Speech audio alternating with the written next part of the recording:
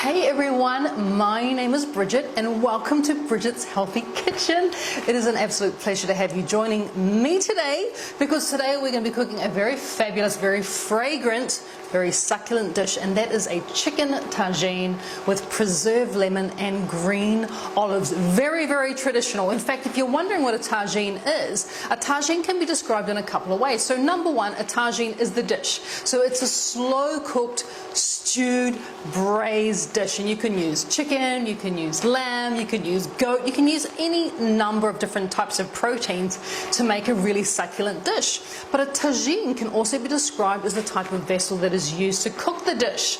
And what a tagine is essentially is a earthenware pot with a conical lid, so it kind of looks a little bit like a volcano, and it's this conical lid that really creates the magic. So what happens when you're cooking your protein, your chicken or your lamb or your goat in this earthenware pot is that the steam that comes off the meat or the protein that is cooking rises up and it hits the internal part of this conical lid, and the steam is then forced back down into the dish, creating a very succulent and very moist eating experience. So the tagine can be linked as far back as the 8th century during the time of Harun al-Rashid, during the Islamic period. In fact, some people even say that it can be dated back as far as the Roman Empire, where the soldiers used to carry around these fabulous portable clay pots and cook their meals in them. But whatever, it's pretty much known now that a tagine is very, very synonymous with Morocco, with the North African cuisine, and we're cooking this fabulous tagine, and I can't wait to show it to you guys because it's pretty amazing. So let's get into the recipe. So as I was saying, we are cooking a chicken tagine today, and I'm not going to be using an actual vessel that is known as a tagine. If you have one, by all means please use your tagine here, but what I'm actually going to be using is this large flat heavy bottom pan. But the most important thing, whatever vessel you choose to cook your tagine in, whether it's a big flat pan like I'm using, whether it's a large heavy bottomed pot, make sure that whatever vessel you choose has a very well fitting lid, because as I was talking about earlier, the tagine's beauty is that steam rises, it hits the lid, and it gets pushed back down into the dish to make sure that we get a very, very succulent eating experience. So I've got a nice well-fitted lid, which is super important, but the actual dish itself is not hard to make. And we are using chicken today, but you could of course choose another protein that you like. It could be lamb, it could be goat. The main thing is to make sure when you are choosing whatever protein you put into it, as you can see here, I have a number of different types of chicken pieces. The most important thing is the chicken pieces have bone, because bone does create a very succulent eating experience. And also I've kept the skin attached as well. So we'll talk a bit more about the pieces that I'm using. The first thing that we're going to be doing, and I've got my pan on already, you can hear it heating up, and I've just got it on a medium to low temperature. So we're going to be firstly slicing the vegetables that are going to be going into our tagine. There's just a couple of them. I of course am using onion, and I'm also going to be using a bit of fennel as well. Fennel is such a wonderful vegetable to add to stews. Do not underestimate the fennel, it is fabulous. So the first thing that we're going to do is I'm just going to slice up my onions, obviously peeled, and you just want to create a little bit of a dice. So the reason why I'm dicing the onions and not going too small is because the tagine itself will be cooking with our chicken. It'll be cooking for about 2 hours. So you don't want to cut your vegetables too small, because then they'll get really soggy, and that's not a nice experience. So cut your vegetables into a dice. We're doing it with the onion, and we're also going to be doing it with the fennel as well. So if you've never worked with fennel before, fennel can be described in its raw state as having quite a licorice or aniseed flavour. But once it's added to stews and it's cooked, the flavour is a bit more like celery. So that's why I really like to use it. So I'm using half of a medium to large fennel here. I'm going to be taking off the stalks and the fronds. Now don't throw that away. You can keep the fronds and use it as a herb. You can use the stalks there in the replace of celery, so don't throw those away. I also like to pop those into pickles when I make my pickled vegetables. It's really, really nice. But I am going to be using sort of a half of a fennel here, and just like we did with the onion, I'm going to be dicing it. But when it comes to fennel, it does have quite a hard fibrous core that we want to remove, so I'm just going to remove the core there and just stick with actually the fennel pieces. So once again, we're going to be dicing our fennel up. You could use even more fennel if you've got a small one, but because I've got quite a large one, remember removing that core, I'm going to be using about half of the fennel and dicing it up. And all we need to do now is to start to saute our vegetables. So I have, as I was saying, my pot's already on my pan.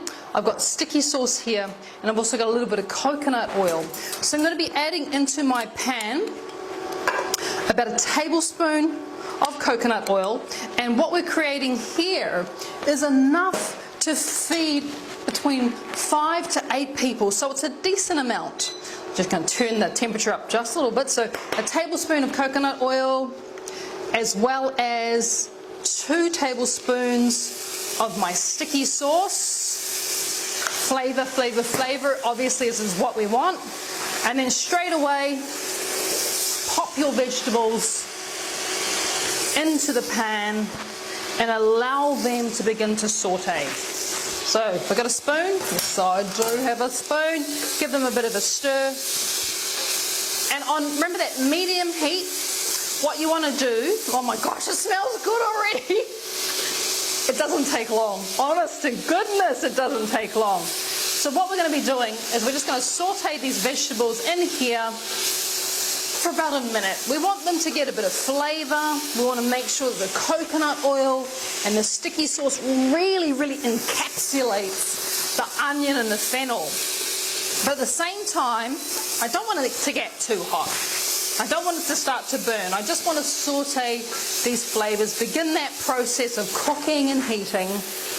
And once you've been doing that for around about a minute, you then want to go to your finely chopped garlic.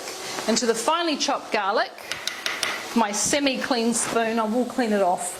I don't want to put a dirty spoon into my garlic. So to my finely chopped garlic, we're going to be adding that into our pan. You want like a big heat tablespoon of that finely chopped garlic. It's going to go there and there as well.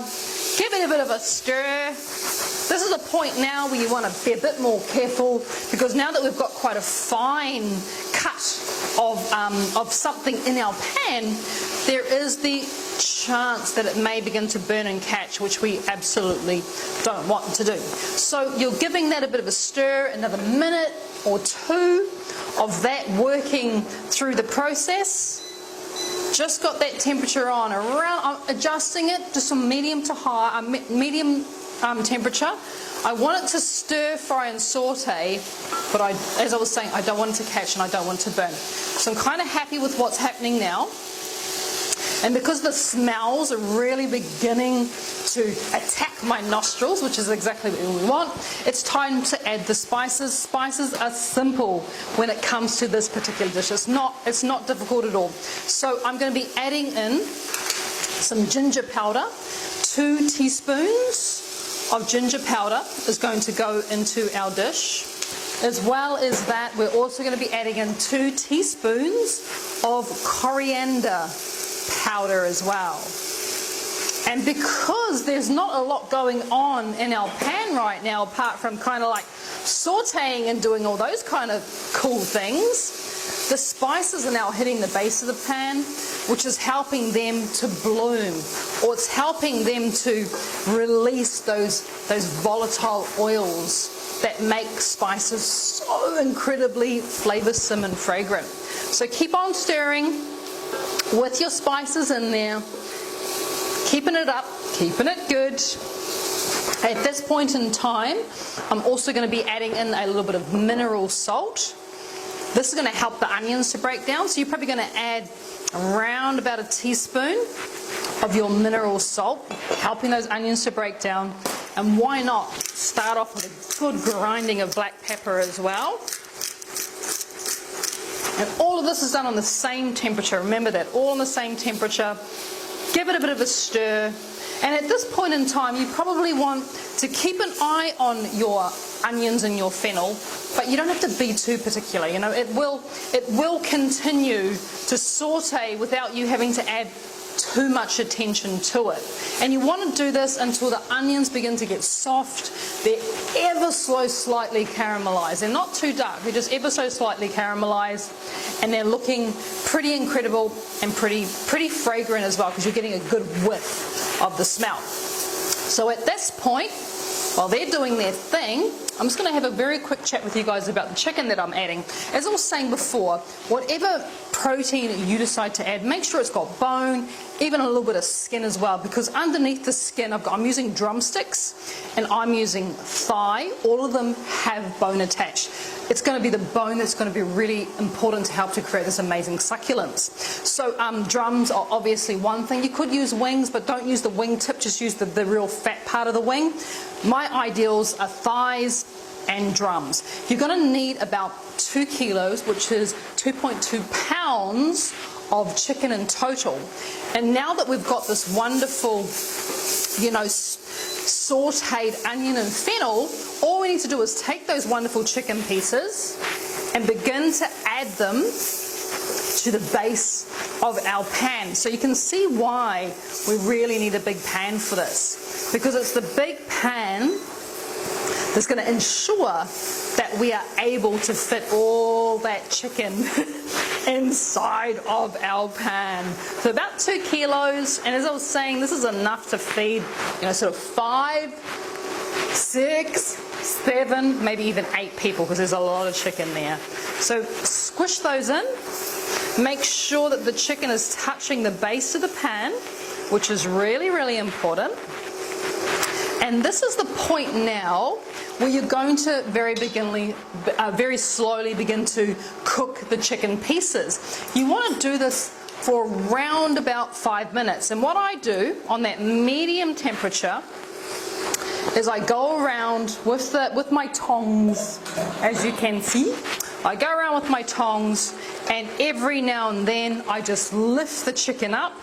And as I'm lifting it up and I'm turning it over, to help to ensure that the chicken pieces are getting really, really evenly coated in all those wonderful spices, the sticky sauce, you know, all those flavors that we have put into the base of this. Our chicken is now beginning to get flavored with all those spices, but at the same time, there is some really good natural fats that you find just under the skin of the chicken. So as the chicken's in there, it's also beginning to start to render down that wonderful fat, and then what we're getting is a really gorgeous flavored stew. So once you've done this for around about 5 minutes, turning and making sure that everything's cooking really, really evenly, the next job that you need to do is to take up some saffron, which is probably the most fragrant spice in the world. It's definitely one of the most expensive, and you want to add a pinch of saffron threads to this dish, just a pinch. So you're just going to sprinkle those on top, and to that pinch of saffron, I'm then going to add some liquid. The liquid that I'm using today, of course, is kombu, and you're going to add enough kombu water to your pan or your tagine so that it comes up about 3/4 of the way up the chicken. So you don't want to completely cover the chicken pieces, but you want to add enough kombu. I've probably added around about this stage about 400 to 500 mils, which is about a pint of kombu, and you want to not quite cover the chicken, about 3/4 of the way up the chicken, and then once you've done that, bring it to the boil, and once it comes to the boil, you reduce it down to a simmer, and then the lid goes on. Once the lid is on your tagine, you're going to need to allow around about 2 hours of slow, gentle cooking on a really, really low temperature to get the chicken amazingly succulent and amazingly fragrant and gorgeous. So come back in 2 hours time. So after what seems like an eternity, around about 2 hours, we have been cooking our chicken here. So slowly and so incredibly gently, you can just see how wonderful this chicken looks. Let me hold it up for you guys. Look at that tender, tender bit of chicken that's been, like I said, cooking so gently and slowly for about 2 hours. The liquid has reduced down, and what we are left with is the most wonderfully fragrant and delicious gravy of our chicken tagine.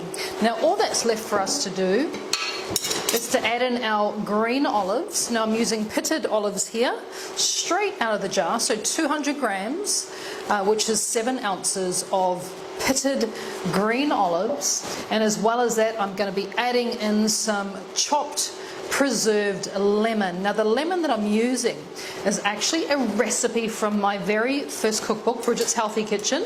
The recipe for my preserved lemons are in that cookbook. If you'd like to check it out, if you've already got the book, then these are the preserved lemons that I have used. You're going to be using probably 1 to 2 tablespoons of chopped preserved lemons. It's up to you how much you add in.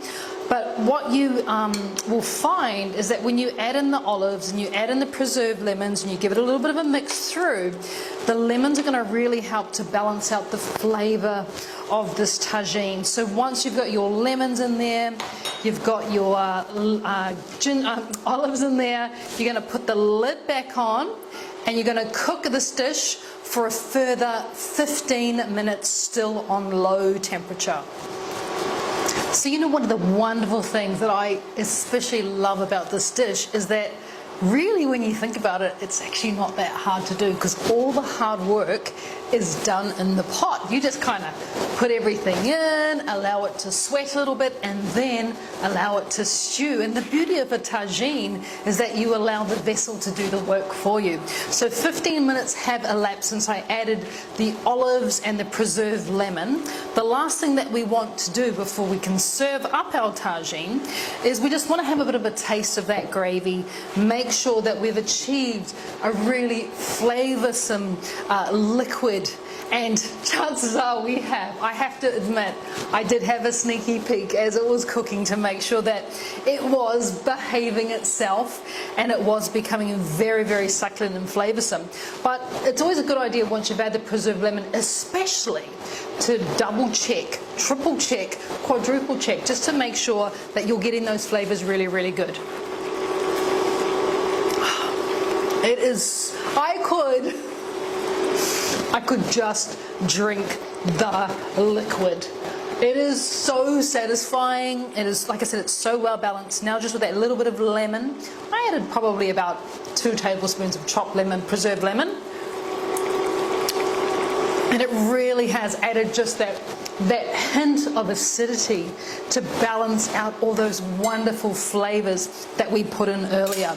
So all we need to do now is consider the plating up. I'm not even going to add any more seasoning. I don't actually think it needs it, which is exciting, right? When you just like, it's good. We don't have to add any more seasoning. So we just need to consider how we're going to be plating up this dish, and there's a couple ways that you can do it. So what I have in here is I have a little bit of raw chopped choco or chayote. So I'm going to be using it because traditionally tagine's either served on its own, usually straight out of the vessel that you cook it in, but it can also be served traditionally with couscous, which is a type of wheat flour semolina. But I'm going to be using a healthy, nutritious plant known as a choco or a chayote. I grew up with things in my childhood. I've got one to show you so you know what I'm talking about here. I used to call this a bomb. Because these are the things I used to launch at my brother's. I didn't know they were edible when I was growing up, but I've actually used, I peeled it, took out the pit, and then just processed it in my little food processor to get very, very fine pieces of the chayote. I'm not even going to bother to cook it. All I'm going to do to the chayote or the choco is just add a little bit of seasoning. That's kind of all it needs. A little bit of pepper, I'm going to add a little bit of mineral salt as well to it, give it a bit of a mix through, and this is kind of going to be the base. But if you don't want to add chayote to it as the vegetable base, don't forget you can also do things like cauliflower rice, or you can also add kohlrabi rice is another one, broccoli rice. Any of those, non-starchy, highly nutritious vegetables work really, really well when it comes to this. So, grabbing up my plate, very authentic feeling. This is a Spanish tapas plate, but still very authentic feeling. I'm going to start by adding my seasoned chayote or choco to the base, just like you would do rice, or like I said, couscous, or anything like that. But you know how incredibly nutritious this particular plant is. So in my bowl right now, I actually have one whole chayote, which is just perfect for one person. So that's going to go on first.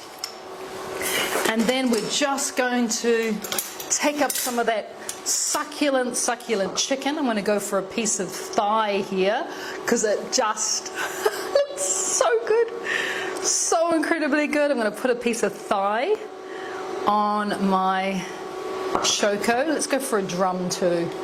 Let's go for a drum. The drums are looking amazing as well.